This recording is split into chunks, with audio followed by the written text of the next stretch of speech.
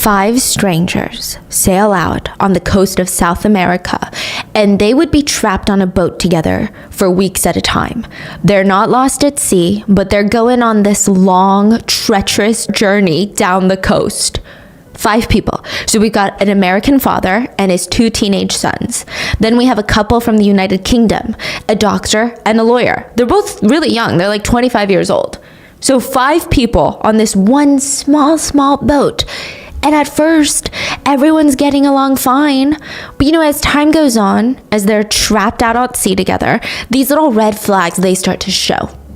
And it would be found out too late that one of them was a serial killer in the making. He got off on death. When he saw people in utter terror, there was just something in him that felt this insane surge of energy, this sense of power. Before this, he worked as an ambulance driver, and he made scrapbooks of all the gruesome bodies that he came across. He would take pictures of them. When he was called out to the site, take a picture, throw it in a scrapbook. He wanted to see people in pain. He wanted to see them tortured. He wanted to see them begging to be saved. And that was his ultimate life prize, the feeling of that. And now he had just trapped his next victims out at sea, isolated and vulnerable.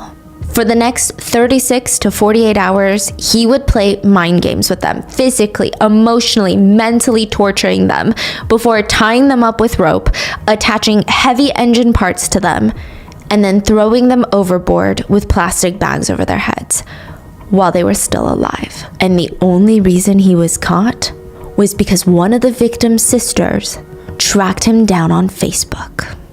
Okay, everyone, I'm super excited to tell you about the sponsor of today's episode, FX's A Murder at the End of the World, premiering November 14th only on Hulu. And we're going to dive deep into all the details about the plot and the amazing protagonist. But first, I want to explain how it ties into our show. You guys know that I love a strong female lead who is relatable and realistic and loves a good mystery and needs to get answers. And in FX's A Murder at the End of the World, the main character is a young woman named Darby Hart, played by Emma Corrin, and she's around my age. She's a true crime professional, going to great lengths to solve crimes. She's intrigued by mysteries, motivated to get justice for the marginalized, and is never fazed by the inherent danger that comes along with this world. So maybe I'm not as quite fearless as she is, but I do share this infatuation for mystery and problem solving in crime. That's why today's episode is going to focus a little bit less on a certain case than it typically would, and more so on the primary sleuth behind the scenes. Someone like Darby Hart and myself, who will never feel satisfied with an unsettled case until we've pieced everything together. And throughout breaks in the episode, I'm going to tell you all about FX's A Murder at the End of the World. First, the basics, the who, what, where, when, why. And then Darby, the absolute star of the show and one of my favorite new characters on TV, if the pilot was any indication. So thank you again to FX's A Murder at the End of the World for sponsoring this episode. And remember to watch starting on November 14th, streaming only on Hulu. As always, full show notes are available at rottenmangopodcast.com. There is really an incredible book on this case written by the sister of one of the victims, Penny Farmer. It's called Dead in the Water. It was such a moving book. I think, first of all, Penny Farmer is an incredible woman, and the way that she's able to find justice for her brother and never give up through this whole process is one of the most admirable things that I've read about in a really long time, but also her ability to bring out a ton of emotions into the book. I mean, you could feel everything that her family was going through and had been through in this book. And it's a lot. So I'm going to link that below. There's also a really good podcast by the BBC that I'm also going to link. But with that being said, let's get into it. When Chris finally comes back home after being missing for 10 months, the whole family, their goal is we're going to spend every second celebrating the rest of our lives together. Joy is probably not even the right word to use in this situation. It feels like a miracle, something that only happens in the movies. What do you mean you're back after being missing after 10 months? It showed the family every day needs to be celebrated. Life needs to be celebrated.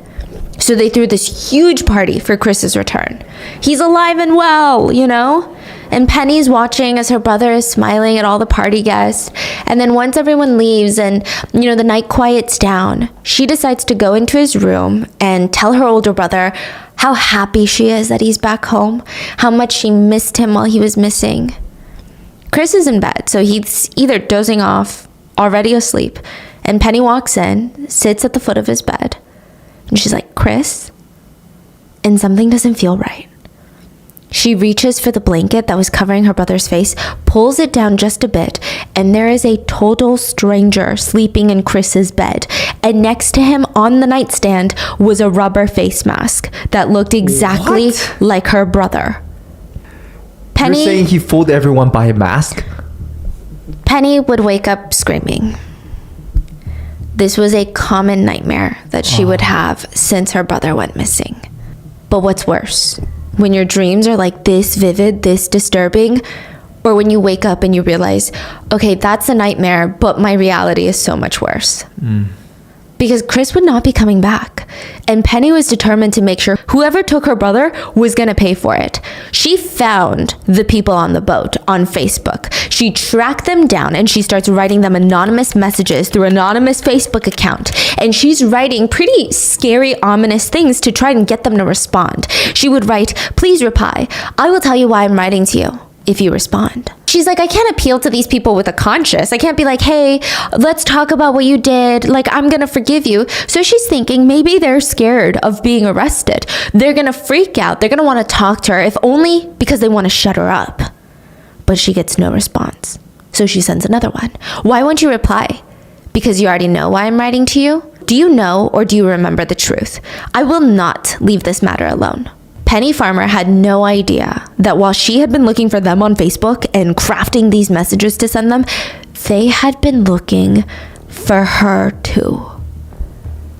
Where is the most vulnerable place to be trapped? That is my question to you. Like, if you had to be trapped with strangers anywhere, where is the last place you would want it to be?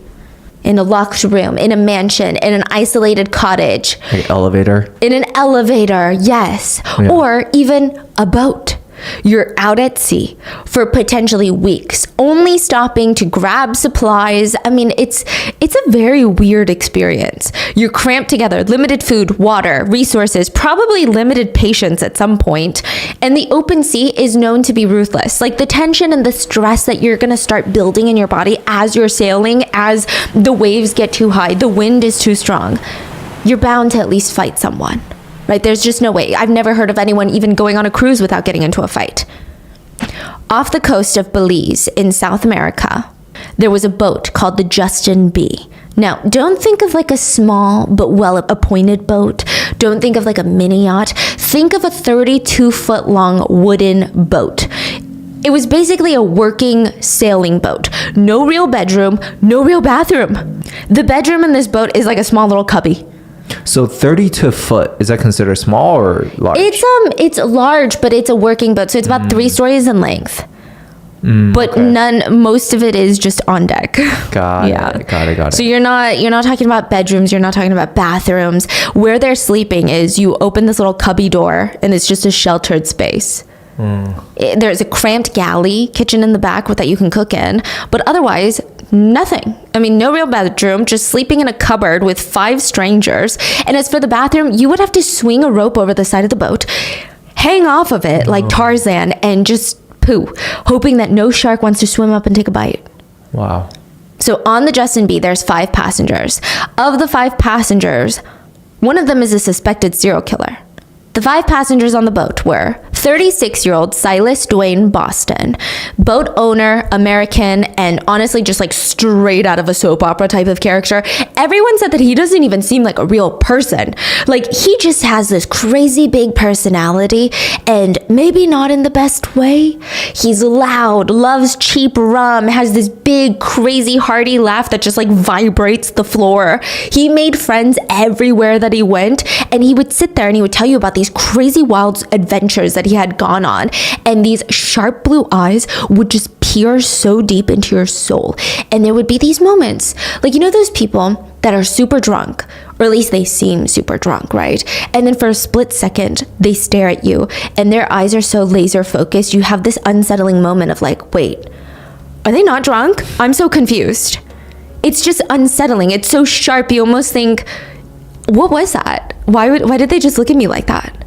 But overall, Silas was known as a very charismatic, engaging person.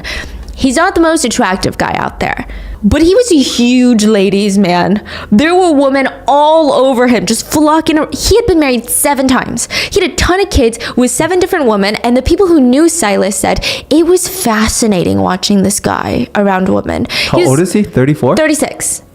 Oh, okay. He was never particularly nice to women either. He just would tell these big jokes and he would throw these backhanded insults at them. But instead of being offended, these women, most of them would just stick around. It was really weird. Some of them said it's like they just couldn't stay away.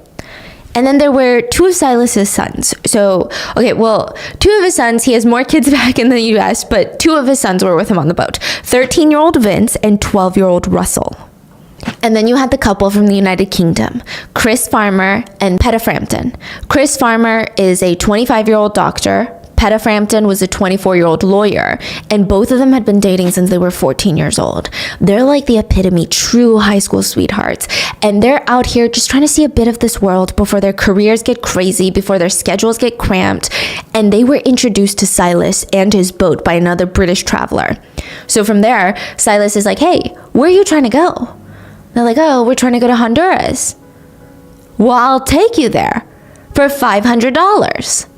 I'll also give you the chance to sail, swim, snorkel, like whatever you want to do. If you want to stop at any point along the coast, I'll stop. Like we could just have a fun. It'll be like an excursion. Silas was like, it makes sense. Honduras is on the way. I'm going to Costa Rica to sell this boat. So, it'd kind of be like the last hurrah for the boat for everybody. The first few weeks on the boat was great. Excitement is high. The chemistry between everyone is just meshing so well. Vince and Russell, the teens, they were so excited to have new people on board. They're 12 and 13, and they're just like sponges for knowledge at this age. Chris and Peta were teaching them about medicine, law, and then just like telling them random stories about their travels. Everyone's having a good time. Peta also made these amazing eggs. The kid said, I don't know what it was. Maybe it was the butter or like the way that she was constantly stirring the eggs. Her eggs would melt in your mouth. But then later when we tried to recreate it, it would just taste like rubber.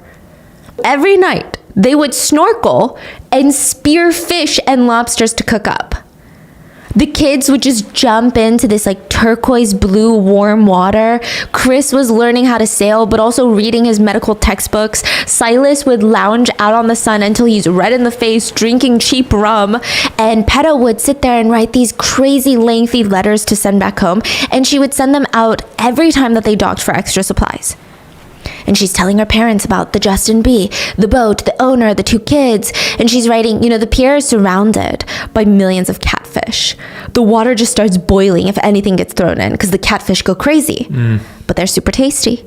It's also very peaceful and we can catch fish for supper. Catfish is really good, but it's also incredibly hot here. Tons of mangoes and papayas to eat, but no fresh vegetables, so I kind of miss those. Still, it's been a real thrill to be able to catch your own supper. During the night, the boat isn't very comfortable. It's a bit cramped for cooking and sleeping, but during the day, it's super. Just lying there, soaking up the sun while the boat flies along, and then everyone just jumps into the water to cool off. We've had thunderstorms, which are quite something on a boat. In other writings, Peta writes about how the sun is warm, the sky is cloudy, and the sea is almost this emerald green color, and the waters are a little choppy, but it kind of sounds like paradise. And so for a while, it's also pleasant. It's like lobster seafood boil and sardines on open waters. Until it wasn't. Somewhere along the ride, things start getting weird. Side note, there were actually 2 other people on this boat in the beginning of this whole trip. There were 2 other people on the boat. But once they get to shore, randomly in the middle, they're like, you know what? I'm actually headed that way. I'm actually going to stay ashore. I'm getting a little sick of the sea. A lot of people wonder, did these 2 people see something in Silas that maybe Chris and Peta didn't quite see yet? Penny, Chris's sister, thinks that Chris isn't naive. He's not the most trusting of people. He's a good person. He always believes in the good in others. But I think it really helped that Silas had his 2 sons with him. But we start getting these glimpses that something bad is brewing on this boat. And it's all through Peta's letters. So she went from writing about how uncomfortable the boat is, but it's so worth it for the daytime views, the lounging, the sun. And then she starts writing about how it's starting to feel a bit claustrophobic. Starting to feel like the walls are caving in. Just strangers on a boat in such a small space. She said, like all boats, this one has cockroaches. We sleep in the galley, a space about 4 feet by 5. It's horrible. When we turn on the lamp, the cockroaches come out. We spray repellent every day, but they come out to die. I didn't mind cockroaches that much, but I like a little bit of space between me and them. Another reason that I wouldn't mind ending my sailing career now is the 2 sons of Silas, 12 and 13. They behave more like 8 and 9-year-olds. I find that I have no patience with all of them. Of course, they squabble most of the time, but on a boat, there's nowhere to go. What makes it worse is Silas curses and puts them down continuously when things aren't going quite right. And Peta ends her letter by talking about how she wants to get out of here, go to the US. She's gonna extend her vacation there, and ends the letter with, enough about the future. I don't think that there's any more news. Nothing much happens on a boat. Lots of love, Peta. A lot of things were about to happen on this boat. The kids noticed Silas had been drinking a lot more than usual. You know, the longer that they're at sea, the more that their dad just keeps chugging down these cheap rums. And they knew what it's like when their dad is drunk. So growing up under Silas it's just a trip. Like, it's really hard to tell if Silas is lying or not. Like, that's the general consensus people have about this man. It's really hard to tell even if he's about to explode and beat you up, or if he's genuinely just joking around when he says he's gonna kill you. He keeps everybody around him on edge perpetually. So for example, he constantly told his kids that his first murder was when he was 8 years old. And he would sit them down and he would say, you know, I loved throwing rocks. That was my favorite pastime. So I would go to these train stations so that I could throw these big old rocks at the trains while they're moving. But one time, I hit a man without a home on the train station. He was waiting on the platform. And I saw him. He got hit in the head with the rock that I threw, slumped to the ground, dead. You'll never believe it. It was the most fun I've ever had. The thrill. That's why I love war. He said that he went to volunteer in Vietnam and he loved killing, but Silas told his sons that he doesn't consider the Vietnamese people he killed to be actual people because they're just insert racial slurs. Apparently, he would also take a lot of pictures of the dead, mangled bodies in Vietnam and show them off later. He loved the carnage. That's what he said. So the kids, they had no idea how much of these pictures were his pictures, were someone else's pictures. Did he really kill someone at 8 years old? They have no idea if these stories are true or not. But one thing is for freaking certain. Even just the sound of their dad breathing was enough to scare them. They're both terrified of this man. So one day on the boat, sun is shining so hard, they're getting sunburned. And Silas is getting drunk yet again. It's another long day. And Russell, the youngest one, he hears his dad screaming at him, Russell, get your ass overboard right now. Overboard meaning into the water. What? Yeah, he's like, get your ass overboard right now. Russell's like, what? You heard me, get your ass overboard now. Russell said that he was so scared of what his dad would do if he didn't, so he just jumped overboard. He was like, okay, jumped into the water. And now he's just kind of treading the water, like floating there, staring up at the boat. Why am I in here? And the dad says, there's an anchor stuck. Unhook it. So the anchor is the part that holds the boat stable, and it's all the way down. Russell takes a deep breath, goes down into the water, but the deeper he goes, you know, of course, the murkier it gets, the less he can see, and it's freaking him out. The anchor doesn't even look to be stuck. So he gets back up on the board and he tries to pull the anchor up because he's like, okay, the only way to prove to my dad that the anchor is not stuck is to pull the anchor up from the water. But as he's doing this, his back is turned to everybody and he's like pulling up the anchor, and his dad creeps up on him and just starts pummeling him. Punch after punch, like it was vicious. Chris and Peta, who have nothing to do with these people, really have nothing to do with the kids, they're screaming at him, stop, like what are you doing?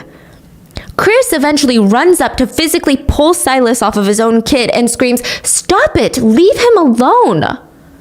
And he whips around and Silas says, don't you dare tell me how to raise my kids. He turns back around and goes back to beating up Russell. So Chris grabs him, pulls him off again, and Silas loses his mind. He goes to punch Chris with everything that he has. So he's like pulling his arm back. He's yanking it back, trying to get that momentum. But Chris dodges because, like I said, Silas is drunk, right? Silas throws his hand, Chris dodges, there's no impact, so he ends up tumbling forward, falling off the side of the boat. But as he's falling, he's trying to grab onto the boat, so you hear like the squeaky noises of his hand clasping onto the railing and the boat, and he's like sliding down the side. It was a pretty embarrassing fall, like a soap opera fall. Everybody had no choice but to kind of let out a chuckle. Not because they think it's genuinely funny. There's nothing funny about this situation, but it's just such a spectacle. It's like so dramatic. It's Oscar winning, you know, and then also they're laughing because what else can they do? It's just so uncomfortable right now. But Silas, he looks up at everyone on the boat laughing. He looks at his own two sons, and he just starts swimming circles around the boat, glaring at them. What? For hours. Just glaring. What? Swimming around the boat, glaring. It's like a shark circling the boat, like daring them to get into the water. Finally, he gets back up onto the boat, and it's just awkward. The whole boat, the energy has shifted. It feels like a new chapter has started. Russell and Vince, they knew that their dad was never going to get over this. When Silas was back on board, he told Chris and Peta that he was going to drop them off so that they could find their own damn way to Honduras now. Now, there's a lot of tension about this because they didn't reach an agreement that night. Chris and Peta are saying, okay, well, if you're going to drop us off halfway, then we're only going to pay you half. Silas wasn't happy about this. And that night, Silas walked up to his two sons in the dark and he said, I'm going to kill him. Now, the two boys, they keep quiet, and they didn't really think that he was serious. They just thought, Dad is super drunk, Dad is super embarrassed, but he's going to sober up, and, the anger, it's going to go away. It did not go away. The next day was like a nightmare. Nobody really knew what to expect. There were no agreements yet on how much money Chris and Peta were going to pay Silas. It felt like everyone was being held hostage on the boat while they're heading back to shore. The tension is so thick. Nobody is talking. There's almost this feeling of, let's not engage with anyone until we're around other people. Like, it's so dangerous right now. Well, at least that's what everyone's thinking but Silas. As you already know, today's episode is sponsored by FX's A Murder at the End of the World, and here's where the fun begins. I'm going to break down all the must-know info so that you're ready to go and as excited for it to start as I am. It starts with a true crime trope that immediately loops us in. A reclusive billionaire played by the incredible Clive Owen invites 9 guests to a remote location, a dazzling location, an enormous retreat with technology galore, state-of-the-art design, all the amenities that you could ask for. And the guests are just as interesting as the premise itself. A diverse array of characters, including Britt Marling's character, who is an awesome female coder, some older, some younger, some relationship drama, some hilarious, not super safe for work dialogue, some who are shrouded in mystery, and some who you feel like you know very well as soon as they're introduced. Usually when I'm watching a show, I will have a character or two that are like my standout favorites, but each character in this one is so well fleshed out. They feel complicated, nuanced, and they're all just so intriguing. And without getting into any specifics, one of my favorite scenes is at a dinner at the retreat in the first episode, and you just get a feeling that something is a little bit off. They do such a good job of creating an atmosphere of subtle tension, and I'm telling you, I could not look away from the screen. I felt like I wanted to start taking notes so that I could solve the mystery at the center of the show, along with the protagonist, Darby Hart. In the mystery, one of the guests at the retreat is found dead, and Darby must use all of her skills to prove that it was murder against a tide of competing interest, and before the killer takes another life. And as much as I'd love to get into the details on Darby right now, she is amazing. There's just too much to go over. So stay tuned because I'll get into Darby's character in the next break. And remember that FX's A Murder at the End of the World premieres November 14th, only on Hulu. Russell said that he was zoning out. He's like trying to escape mentally. He's just looking out, getting closer and closer to shore. He's like, okay, thank God we need to get up sooner, right? And he just sees his dad totally sober. This is so strange. And even stranger is his dad is holding a billy club. A billy club is like a 2-foot long, thick wooden club. It's heavy. Vince the other son, is just watching as his dad sneaks up on Chris and just starts pummeling him on the head. Rapid fire, again and again. Chris falls to his knees, trying to cover his head immediately with his arms, but there's blood spraying everywhere. Chris was yelling at Silas to stop, but Silas keeps going. And Vince said that he could remember the sound, and the sound was horrendous. It was of skull cracking. And everybody was in so much shock. No one really knew what to do. Chris is screaming, asking Silas to stop, but he's also asking, like, what's your game? What's your game? Probably meaning, like, what do you want from this? Like, let's just talk about it. Let me know what you want, and we can solve this in some other manner. Vince and Russell were told to go down into the galley unless they wanted to be shot with a spear gun. And eventually, Vince sees the billy club break from the impact of Chris's head. And now Chris is kind of stumbling around, dazed, but he's trying to stand up. And it's clear that he's very, very, very, very badly injured and needs medical attention ASAP. But right as he finds his footing and gets some stability, Silas punches him on the chest and he flies across the boat. But Silas had a knife in his hand, so he didn't just punch him in the chest, he stabbed him. Chris is crying out, please, please, please, I give up, I give up. And the only reason that Silas stopped physically assaulting him was because Silas was out of shape. His knife had broken from the impact, his billy club had broken, and right now he was heaving. He's like doubled over, panting from all the physical activity of his own attacks. At this point, Chris is most likely suffering from a fractured skull, multiple broken bones, a concussion, possible internal bleeding, vomiting, and severe pain. But they were nowhere near the shore. They're all stranded, trapped together, still on this boat. And Russell remembers there was just so much fear in his body. And he looked over, and Chris just asked, why? Silas said, because you didn't pay me. I agree. I'm sorry. I was wrong. Absolutely. Of course we'll pay you. Chris and Peta paid him the $500 that he wanted. And that night, because they're still that far away from shore, Chris helped bandage up Silas from the pain that he was in for beating Chris. Would Chris bandage him up? Because Chris is a doctor. Wow. This is a reminder that Chris was in even worse shape, but he still administered a muscle relaxant to help Silas sleep that night. This is a key moment. So Chris, being a doctor, he had his medical bag because he was kind of working through South America, and he had more than enough supplies in there to quietly kill Silas, who had just tried to kill him. He could have killed him. They were trapped on a boat with an unhinged man. I don't know if he would face charges, but instead of killing him, Chris helped him heal. And he hoped, okay, this is me proving good on my character. We've paid him, we've given what he wants, and now I'm helping him, so he's gonna let us off the boat. Chris was also a really good doctor, and he took his Hippocratic oath very seriously. He was a lifesaver, he was not a killer. Even if Silas had just tried to kill him, even if it was self-defense. Vince said even though Chris was the one with all the real injuries, he never complained, and not only that, he kept telling Peta that it was gonna be okay. So that night, they all just go to bed, and Chris is still bleeding a lot. Peta's tending to all of his wounds, and they just hope that tomorrow morning, everything's gonna be okay. They're gonna reach shore, and they're gonna be let off the boat, and this nightmare will be over. Silas wakes up the next morning, acting like nothing happened the night before. He doesn't even address anything.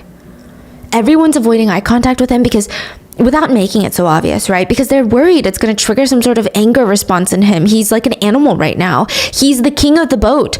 He's the unhinged one. Everyone is terrified of this guy. Near the afternoon, Silas tells everyone, all right, gather around. This is what's going to happen. We're going to drop off Chris and Peta somewhere very remote so that we can sail away before they get to civilization and report what I did to the authorities. Chris and Peta, they nod. They're like, we understand where you're coming from, and like, trust us, rest assured, we're never gonna go to the authorities about this. Silas didn't care. He's like, go pack your stuff, put it on the deck. They listen. They pack up all their things, put it in the little duffel bags on the deck. Now, I'm gonna need to tie you guys up to give me more time to sail away. Vince and Russell remembered Silas being able to say anything in such a nonchalant tone. Like, it's as if he was suggesting that they eat eggs and toast for breakfast. Like, this is the most normal thing ever. I'm just gonna tie you guys up, no big deal. You guys have to see that this is the most logical thing for me, to tie you guys up. It's gonna give me more time. Both Chris and Peta, they were tied up. Not that they really had a choice, okay? And Silas keeps saying, I'm just going to tie you guys up, not so tightly, but once we get to shore, I'm going to tie you up to a tree in the jungle just so it buys me time.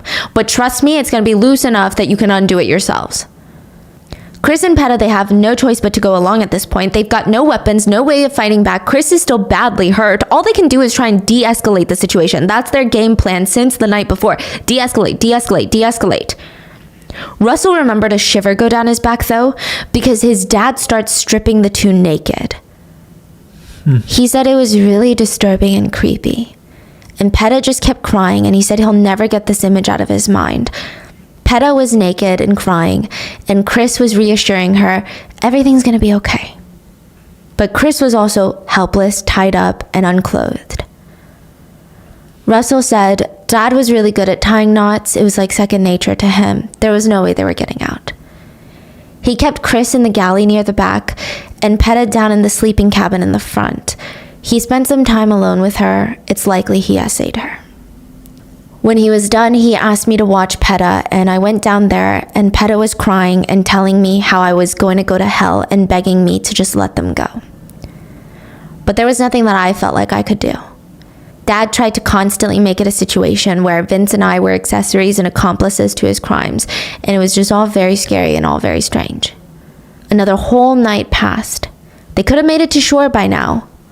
But Silas got other plans, okay? So the next morning, he's busy gathering a bunch of unused engine parts, heavy machinery, and he's doing this very quietly. So Russell and Vince, they glance at each other wondering, like, what the hell is our dad up to right now? The couple had been tied up, mentally tortured for the past 24 hours. Chris is not in a good state. Without untying them, Silas drags them out onto the deck under the hot sun. All their belongings are in front of them in small little duffel bags. These were a majority of their worldly possessions. And Silas dressed them in some random clothes and starts tightening the ropes. He's not done playing games. The rest of the day, he would take the boat closer to shore and then turn around, constantly taunting the couple. So he undressed them the day before. Yeah. Is it just to humiliate them and break their ability to fight, probably. Wow. And he would say things like, hey, that looks like a nice sandy place to drop you, doesn't it? Right? And then he would turn the boat back around away from the shore while he heard the couple beg, like, please, we won't go to the police. But it's like he was getting off on the fact that he was the one in control. He's the one with the power. He's the one that decides who gets to live and who doesn't. Peta was in a shocked state and she's crying, but she's not talking. Chris just kept reassuring her all day, it's going to be okay, it's going to be okay. Then he decides to amp up the tension. Grab the plastic bags. He grabs these black plastic bags, cuts little holes at the bottom of them so that air could flow through.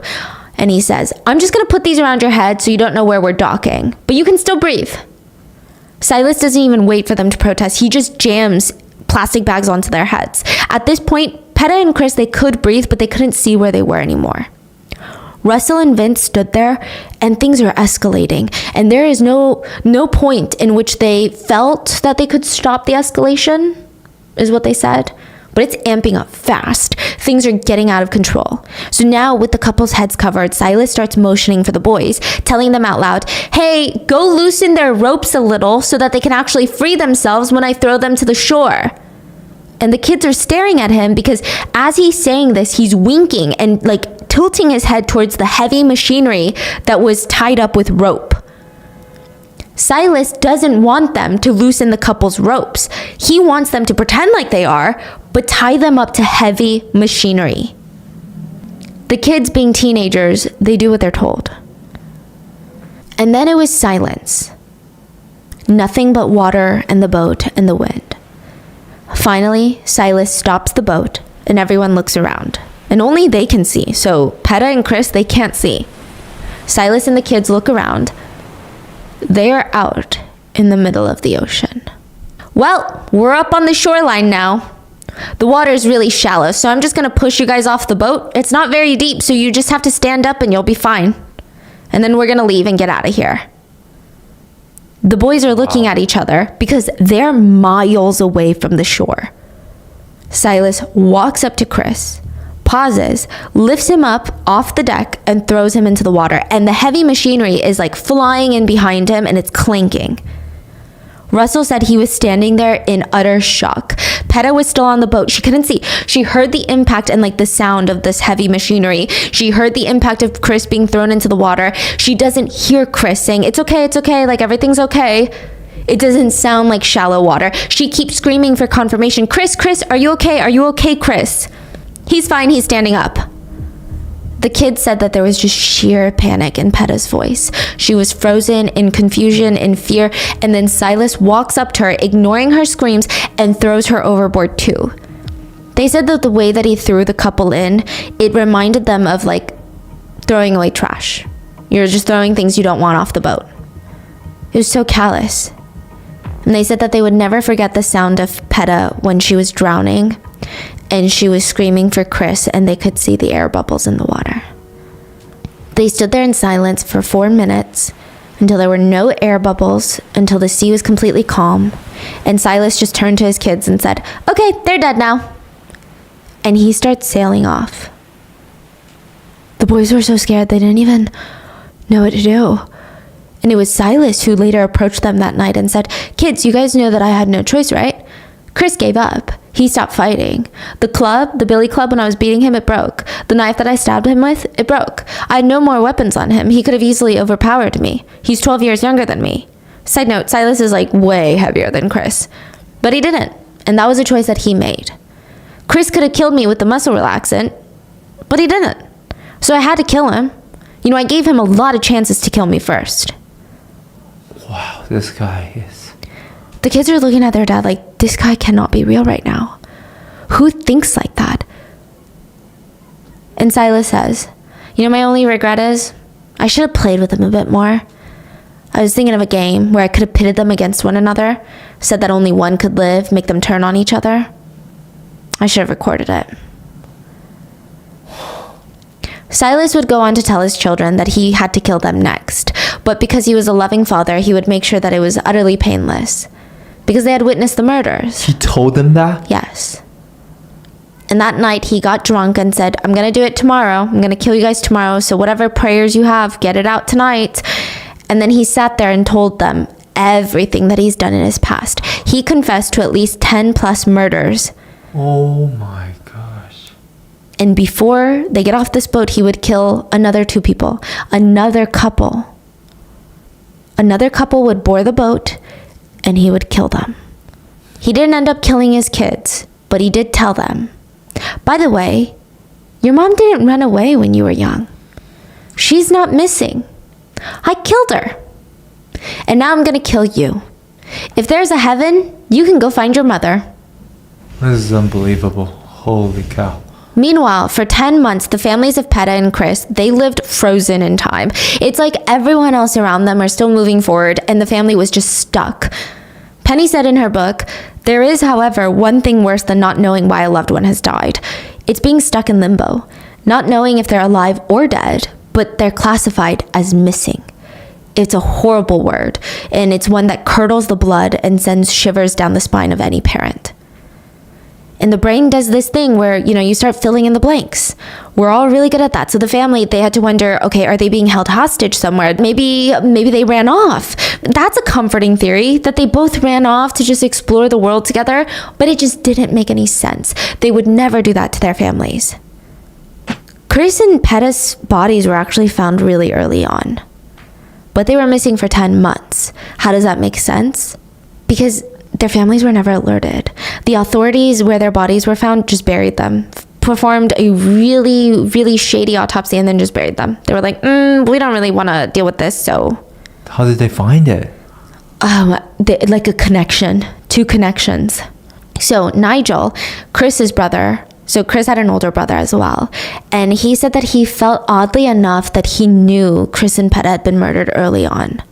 Around the time that they went missing, Nigel was in the car driving to work, and both hands were on the steering wheel. He was super deep in thought, thinking about work and his meeting, and he had this weird out-of-body experience where it was like a voice that was so close to him. In the passenger seat, it's like someone was whispering in his ear, and it kind of sounded like a mixture of his voice and Chris's voice, and it just told him out of nowhere, Death is no big deal. The shock of it is like being shoved into a cold pool on a summer day. But it's not that bad. It's not the end. And it was so surreal, he had to pull over on the side of the road and collect himself. I mean, it was so weird. He said that has never happened in his life, and it has never happened since then. Never experienced anything like it. He didn't want to tell his family because that would just worry them more, but he just quietly told his wife. And later he found out that the day of the meeting coincided with the approximate date that they were murdered. And like, I don't know if you guys believe in stuff like that, but Nigel said that he never really did until this moment. He still has no idea what to make of that situation. But he thinks maybe it was his brother helping him. That statement, that feeling, it just made everything easier to cope with. After being missing for 10 months, Penny found out that her brother was dead when she was walking home from school. So she was a senior in high school, and she called her mom to tell her, hey, I'm just gonna go to my friend's for dinner tonight. And her mom tells her in a very straightforward, stern voice, like, no, come home right now. And she didn't say anything else, but they hung up and Penny knew. So Penny walked 2 miles home in the dead of winter, and she said everything was like a blur. Everyone walking around her was a blur.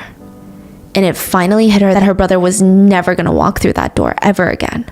She said it was like a bomb exploded in their family, just utter devastation. The biggest pain in her chest, she said, was soon after they found out about the deaths of Chris and Peta.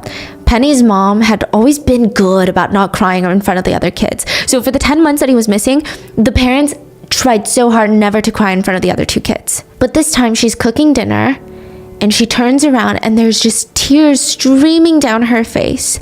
And she looks at Penny and says, I don't think I'll ever feel true happiness again. The best part of my life is over. But the only thing I think that they could find some comfort in was it made sense that Chris and Peta would be buried next to one another. They had been with each other for most of their lives. They're 24 and 25 when they passed, but they were dating since 14. They were neighbors, so they lived in the house across the street from one another. And they just had so many similarities in the sense that both of them loved education. They're super strong-willed. If they put their minds to something, there would be absolutely nothing that would take their eyes off the prize. Like, they were determined people, family-oriented. They just lived life with such intensity that you just don't come across often. They were also really intense about one another. So most teenagers, when they get into a relationship, they're like, oh my God, I'm going to marry this person for sure. And then all the parents, they roll their eyes like, okay, just wait 6 months. You're going to have a new partner, new boyfriend. But with Chris and Peta, nothing in their lives could tear them apart. Newcomers in school, different interests, academic pressures, nothing. They grew up together. They start building their lives with each other in it. And as early as high school, Chris wanted to be a doctor. He wanted to be a doctor since he was 10. So side note, this was a big thing. He was like, I'm going to be a doctor. The day that they would dissect a frog in science class, knocked out, fainted, passed out on his back. But he was like, I gotta keep doing this because I need to get over this. I need to be a surgeon. He studied really hard, but he also was known to play hard. He has a photographic memory. Well, that makes it sound like he doesn't study hard. He studies really hard, but he also loves to have a good time. There was this one incident where everyone went on this school field trip. Chris and his buddies are like, there's a lake nearby.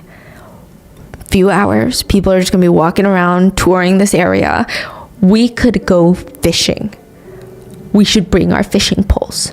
So they pack their fishing rods for a school field trip, sneak off to go fishing against the rules, okay? And by the time that they get back on the giant bus to head home, they've got a fish in their backpack. They're like, we haven't been caught. Until everyone is like, what is that smell? They're like, we need to bring it home so we can eat it. That's our reward. That's our dinner. That's our fish dinner. But the smell gave it away, and they were caught for fishing on their field trip, okay? And the lesson here is Chris, if he wanted to do something, he was going to do it. If he had a goal, he was going to achieve it. His family does not remember a single goal of Chris's that didn't work out. And this sounds so silly to say, right?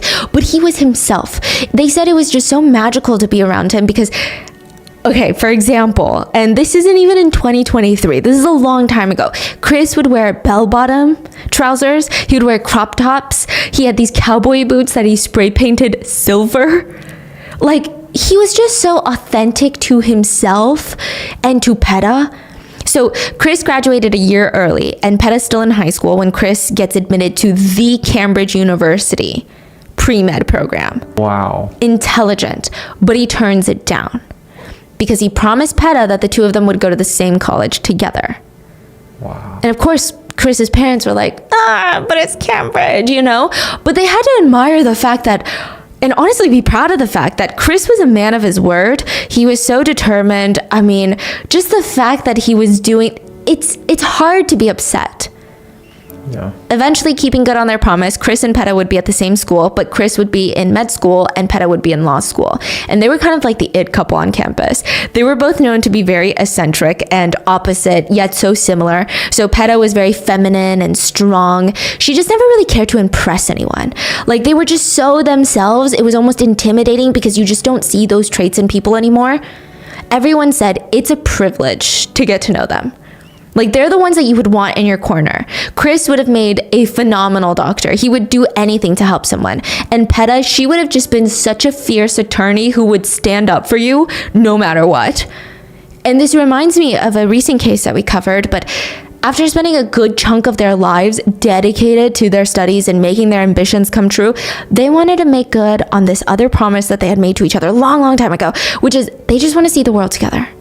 So they were going to go to Australia and then go from Australia to New Caledonia, Fiji, Hawaii, Los Angeles, travel down by car to San Diego, down into Mexico, and then head towards South America.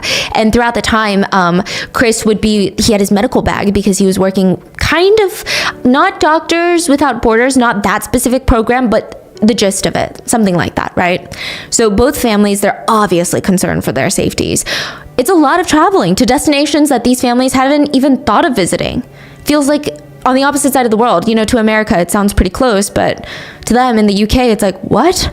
That's literally so far away.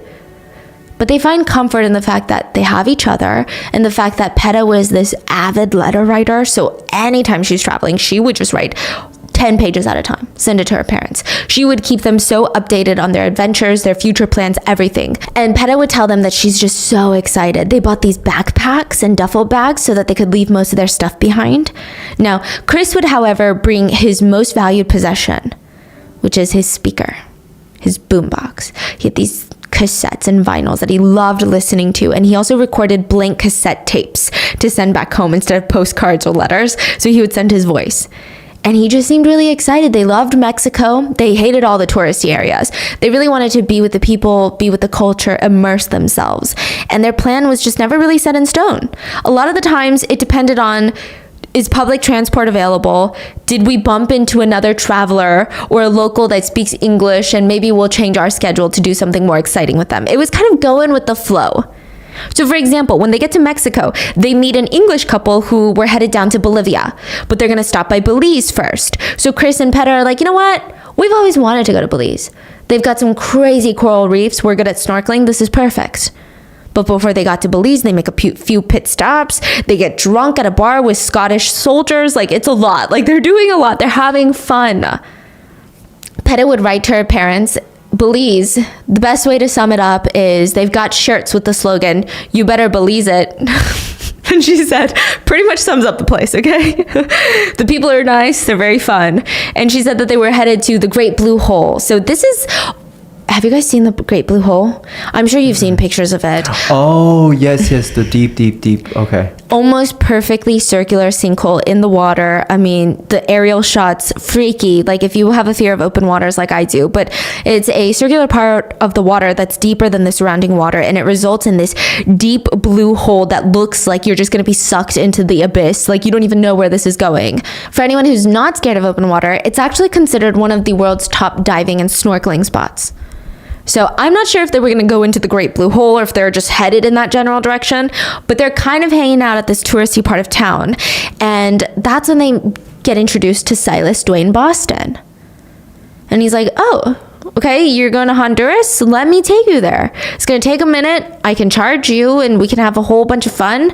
They even bought Honduras visas to get into Honduras for $100 each, which is kind of expensive considering the rates over there, right? It's just to show you, Chris and Peta really wanted to be in Honduras. But Chris and Peta, they agreed because Silas seemed fun. He seemed nice and he has 2 teenage kids. They would never get to Honduras. They fell off the grid, cutting off all contact with their families. I mean, they had gone missing. The family explored every avenue that they could think of.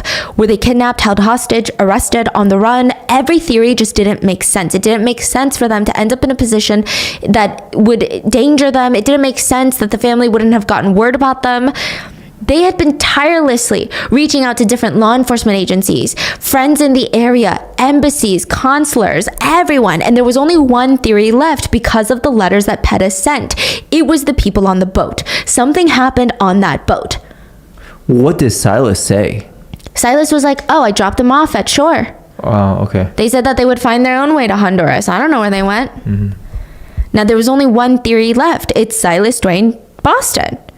He knew where Chris and Peta were. The family was sure of it. The last time Chris and Peta were seen by others was when they docked. There were 5 people getting on a boat and only 3 walked off the boat. And when they reached out to law enforcement agencies, they're like, yeah, okay, we're going to go ask this Silas man about it. But a lot of time had passed by the time that they're like, okay, let's look for this guy in this boat. He'd already sold his boat and he's gone. So they're like, where is this elusive guy? Authorities were able to trace that Silas had changed the boat's name, sold it, flew to Miami, rented a car in Miami, and then drove all the way to California, where he's from. Wow. The Farmer family, they had been working with so many different law enforcement agencies, and it just felt like Silas was this slippery eel that would just slip through their fingers. It's like they know his name, they know everything about him, but they can't find him. He just keeps escaping. So Penny decides, I'm going to take matters into my own hands. She would try it her way. She poured through every single file and document that they had on this case so far, every letter that Peta had sent, letters from Peta stating that a 36-year-old man named Silas was going to let them on his boat, the Justin B. 36-year-old Silas with his 2 children. So she starts digging on Facebook, pinpointing that they were most likely in Sacramento, California now, searching and searching until she finds the older son from the boat, Vince Boston, on Facebook. Through Vince, she finds Russell Boston, his younger brother, and then through him, she finds Silas Dwayne Boston. So this is after they found the bodies, or this is... Oh, okay. After. Okay. I see. So she's like, my brother has been killed, and what is going on? No one's gonna stop the killer. I literally know the name of the killer. I'm assuming it's not the 2 teenage kids. I'm assuming it's the dad. So she's tracking down Silas Boston. She's going to make him answer to the police. She said that when she saw pictures of them on Facebook, she couldn't even help but feel jealous and angry at the kids, the teenagers. Because they're alive, but Chris and Peta are gone. But still, she was like a dog with a bone. When she found their Facebook pages, she starts sending Vince and Russell Facebook messages under an anonymous name, telling them that she knows what happened, that she's not going to let this go. She's not going anywhere. And then she would sit around her computer just feeling desperate. And then finally, a ding comes in. The youngest son on the boat had just messaged her back, asking to know who she was and what she wanted to talk about. Penny contacted the Sacramento Police Department, and they went through the U.S. Police, and it was agreed. Russell and Vince Boston were going to be brought in for questioning. They told the police everything. They told the police how after killing Chris and Peta, their dad decided to keep a lot of his records, like his speaker, his cassettes, and he was like the DJ of the boat. Just no remorse. But interestingly enough, he was superstitious. So the killer was superstitious. He refused to listen to the song Dogs by Pink Floyd. He hated the lyrics. The lyrics went, you got to keep one eye looking over your shoulder, you know? It's going to get harder, harder, and harder as you get older. Just another sad old man all alone and dying of cancer. And when you lose control, you'll reap the harvest that you sow. And as the fear grows, the bad blood slow and turns to stone. So have a good drown as you go down all alone. Wow. Dragged down by stone. A few weeks after Chris and Peta's murder, a large freak wave hits the boat, knocks over the boombox, goes into the water. Silas is frantic, like yelling at the kids, get the boombox, get the boombox. But it's too late. I mean, the boombox is covered in water. It's not going to work even if they get it. Silas was pissed, and he was so superstitious, he told the kids, "I think Chris is reclaiming it from the grave." So eventually, Silas and his 2 sons come back to the US. Silas thought that he committed the perfect murders. He didn't know Penny Farmer, a woman from the United Kingdom, was going to track him down. So through Facebook, through Penny's sleuthing, she tracks down Silas's 2 kids on the boat, as well as Silas, reaches out to law enforcement. They contact the 2 kids, and finally, Silas Dwayne Boston was arrested. He had white hair, a white beard. He was haggard. He was 75 years old because 39 years had passed since Chris and Petta's murders. The sister looked for 39 years? 39 years. Let's get back into FX's A Murder at the End of the World, premiering November 14th, only on Hulu. And let's talk about the coolest part, the complicated hero, the whole reason we're doing today's episode the way that we are in the first place, Darby Hart. She's played by Emma Corrin, who does such a good job of encapsulating all the complexities of Darby's character. She's a sleuth who will go to great lengths to solve cases, like trespassing areas that may not be the safest place to go, or accepting this mysterious invitation to this billionaire's retreat in the first place. She is brimming with rebellious coolness, from her bright red hoodie to her colorful hair to her overall way of going about things.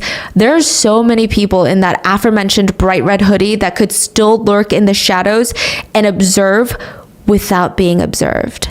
And Darby is one of them. And I think my favorite part about her is that she won't let anything get in her way once she wants to solve a mystery. I talked a little bit about this before, and it's something that I feel strongly as well. A quote from the first episode paints such a good picture. The thing about getting close in a case is that you actually start to burn. And the only way to put out that fire is to solve. How does she solve? Her immaculate sense of perception. She's always watching, always aware. Oh, and by the way, she's a hacker, like a really, really good hacker. You get a couple examples of this in the pilot where she dangles technology like it's a marionette and uses it to get what she wants. I can't say enough about Darby, and anytime a powerful female sleuth comes around like her, it's a reason to get excited. So when November 14th rolls around, do not miss the premiere of FX's A Murder at the End of the World, streaming only on Hulu. And another big thanks to them for partnering with us on today's episode. For the past almost 40 years, Penny Farmer and her family had been hunting him down. Even Vince and Russell, Silas's own 2 sons, had been repeatedly going to the local Sacramento police, Interpol, and FBI for the past 40 years of their lives. And nobody listened to them. They sat there and described in great detail everything that their dad did on the boat. Nobody cared. Law enforcement agencies failed to connect the 2 cases together. So they kept telling Penny and her family, hey, the US police said they have no evidence to go off of. And we don't even know. It's not in our jurisdiction. Then Vince and Russell would go to the US police and they'd be like, well, we don't even know who the victims are. We don't even know where their bodies are. Oh, they haven't connected. No. They connected 39 years later. Yes. And that's when everything was solved. Yeah. Which is already so infuriating, but it gets even crazier. Silas had a lot of people dying around him for the past 40 years and still somehow evaded police capture practically his whole life, his whole 75 years of living, evaded police capture. Wait, so is he still killing in those 40 years? It's suspected. So there were the only reason truly that they even gave a flying crap about Silas was because of a different serial killer. He was suspected of being a very different serial killer, a very notorious, the Golden State Killer. Yeah, we're gonna get into it. So there were times where Silas was brought in. He was even brought in to be questioned about Chris and Petta's murders, but he was arrogant. He knew that there was no evidence, and he knew that he was gonna walk out free.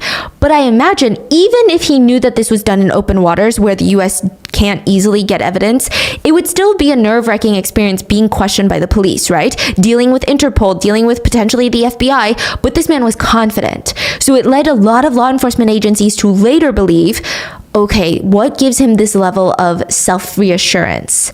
Is it that this is not his first time? It was an open secret in the Boston family that Silas had killed one of his wives. He would later admit it on the boat to his kids. But even before it was an open secret in their home that Silas killed her. His third wife, Mary Lou, the mother of Vince and Russell, she mysteriously vanished 10 years before Chris and Peta were killed. So when Vince and Russell were babies. And everyone that knew the family was like, you know Silas did it, right? He told people he did it.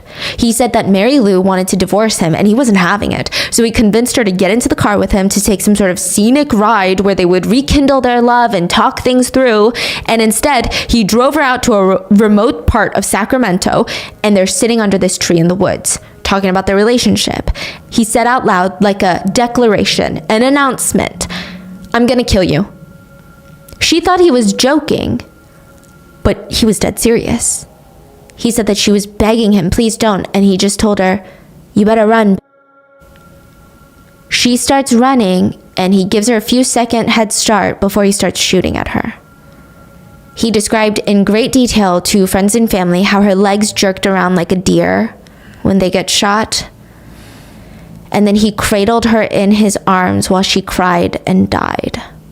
Even after Chris and Peta's murders, it's suspected that he kept killing. Vince and Russell recall another couple on the boat. They were foreigners from Germany, and he kept calling them Vikings. I guess he thought they looked like Vikings. They spent a few days together on the boat before he let them offshore at night. He went with them, kept the kids on the boat, and then when he came back, he was like, yeah, I slit their throats and took their money. When he got back to California, he kidnapped his own kid. So Justin B is not just the name of his boat, it's actually the name of his 4-year-old son from his 5th wife. He kidnapped him because she wanted a divorce. So he's like, I'm just gonna kidnap our baby. The SWAT team had to come in and arrest him. But none of it really mattered because she would end up dropping charges and yeah, nothing really happened. And even with Chris and Peta's murders, he wasn't quiet about it. He would go get drunk at bars and he would talk to people and he'd say, you know, the only thing that I learned from killing that couple on the boat is that next time I throw someone overboard, I'm going to gut them so that their bodies don't bloat and float to the surface. He said it was funny hearing Peta cry and drown at the same time.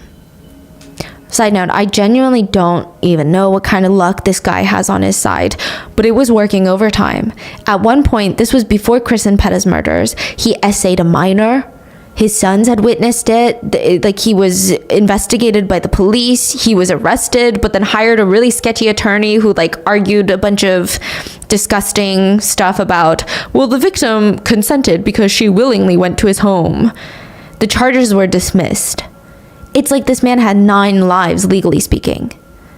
But ultimately, his luck would run out because of the Golden State serial killer. Yeah, one of the most notorious serial killers to date, who killed at least 13 people. Before authorities caught Joseph James D'Angelo, they had a list of suspects, and on that list was Silas Dwayne in Boston. Which even Russell and Vince were spooked out. Okay, they're like, I think that he might be that serial killer because the MO is so similar. So whether or not Silas was inspired by the Golden State Killer, we don't know, or just happened to think like him, but both possibilities are unsettling. To give you context, the Golden State Killer really enjoyed playing mind games with couples. He would break into sleeping couples' homes, tie both the man and the woman up, put the man in the room right next door, next to the primary bedroom. Oftentimes, he would stack plates on his back and threaten him, if I hear the plates rattle, I'm going to kill everyone in this house. Sometimes they even had small babies. They're young couples. And then he would go next door and brutally, for hours, assault the girlfriend or wife. And then he would just walk around in their home. No one could move. No one could get help. He would ransack clothes, go through drawers. He would eat food from their kitchens. So the similarities between the two, they are strong in the sense that Silas wanted to play these mind games with couples. He got off on the fear and the control. But that's really the only reason he was investigated. Not for Peta, not for Chris, because when it was Penny Farmer and her family trying to get justice, nobody cared. When it was Vince and Russell trying to get justice, nobody cared. It was only when there was a high-profile serial killer that had to be caught that authorities were like, let's put all our time and energy into this. But how did they know he killed someone at that point? They already know? The witness statements from Vince and Russell. So they don't have the proof. And I think, now I don't want to speculate, this is my belief, is that they probably felt like this guy probably did kill Chris and Peta. Not in our jurisdiction, didn't happen in the US. It's not even worth pursuing. Yeah. You know, got it. whatever. But now they're like, we need to catch a high profile serial killer so that we can get international notoriety as being the ones that put this man behind bars, put him on the list of suspects. Let's investigate him now, because now it's worth it. Now it's worth putting him behind bars. Yeah, it was just a really messed up way for Silas to end up being caught.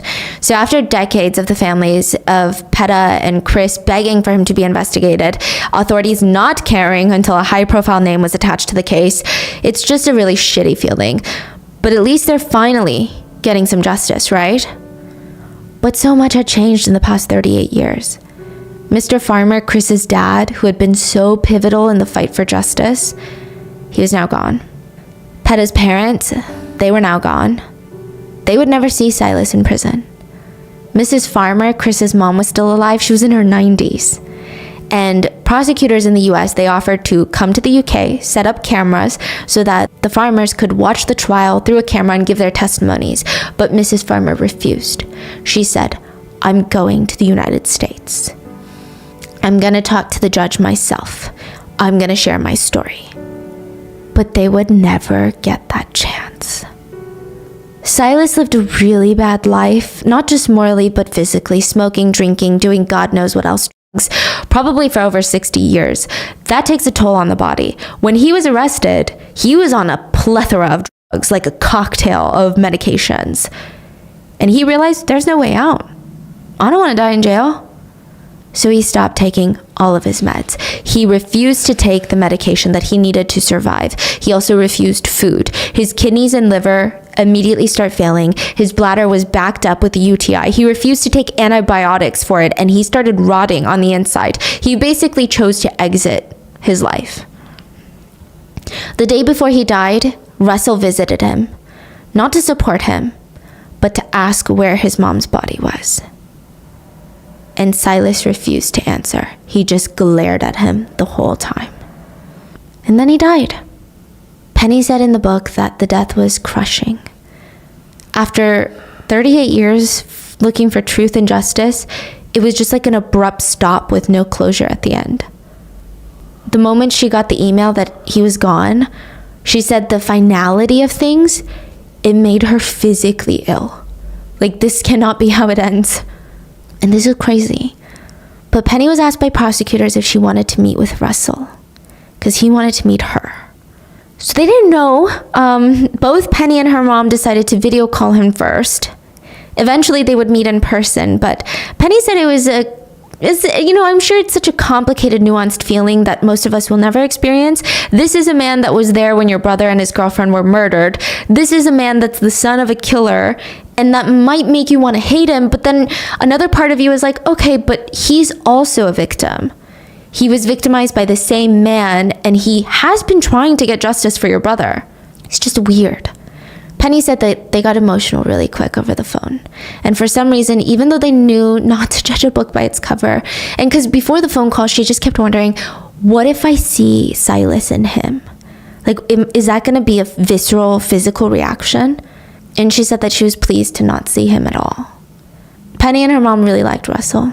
They said that he was so warm and sweet and kind. And it was odd because a lot of the phone call, Penny and her mom ended up kind of being like counselors, which again is a very complicated feeling. Their son, their brother died, but they're trying to help Russell deal with his guilt. Because Russell's saying, I should have done something to stop the murders. Just think about how complex that is. I can't even really grasp that. You're the ones that lost two people, yet you're comforting someone else that was there when they were murdered. I just imagine it's a very selfless act. Penny said it was the strangest and most unusual conversation I've ever had in my life. But they were really impressed that Russell was facing the situation head on. He was vulnerable with them. He did not shy away from anything. He told them the absolute truth with everything. And Penny even asked him, how can someone who's been brought up by such an immoral, evil person turn out so normal? He said, I always did the opposite of my dad. And whenever I was conflicted, I asked myself, what would my mom want me to do? And I just did that. Penny said after she flew to the US and met with Russell in person, and she said when they were hugging goodbye, it felt like she was saying goodbye to a friend. She said, "I'm happy that Russell is the person he turned out to be. Even if we never meet again, I hope that we stay in touch. I wish him only the very best." Now, one big question mark that was left behind was, is Silas Boston a serial killer? It is widely accepted that he killed at least 3 people. So technically, by definition, he could be. But it is suspected that by those close to him and his children, that he killed 33 people in his lifetime. Wow. Most of them were done in South America, in different countries where the investigation processes just were not equipped to handle a serial killer of that magnitude. And just like a serial killer, Silas kept trophies. One of the main things the prosecutors had on him was he kept all the other cassettes that Chris had treasured. And Russell returned all of those to Penny. Russell said this about his dad. He was an absolute psychopath. He was an insane dog that needed putting down. One really sad detail about this case, and I don't think I've really seen these details in any other cases, but Peta actually had a will made for herself a year before they left to go on their vacation. She didn't have much because her career was just getting started. She was 23 at the time, but she wrote a will and declared that all her worldly possessions would go to, and I quote, "my beloved best friend, Chris." Yeah. And another testament to the type of people that Chris and Peta were, they died trying to protect a child that they didn't even like. Peta wrote in her letter that she doesn't really like children. She's not a children person. And that Russell and Vince were getting on her nerves. But they died because they saved Russell from his own father. And they paid the price with their lives. And Russell said, "I started to believe that if I thought about Chris and Peta every day, they would still be alive, at least on some existential level. And I could expunge some of that guilt for Chris saving me. A day doesn't go by that I don't think of how Chris saved my life." Wow, Russell is very impressive. Yeah. So is Penny. I mean, everyone. Yes. Chris and Peta are so impressive. Like, I think even the way that Penny Farmer and her mom were able to be so selfless after 38 years, because it's so easy for time to build strong vengeance in people. But the fact that they're so selfless, they could have easily said, you know what, Russell may not be his dad, but I don't want anything to do with him. But instead they went out of their way to kind of absolve some of that guilt that he carried with him. Yeah. Is just so crazy to me. I don't know. What are your thoughts on this case? Please leave it in the comments. Please stay safe. And I will see you guys on the next episode.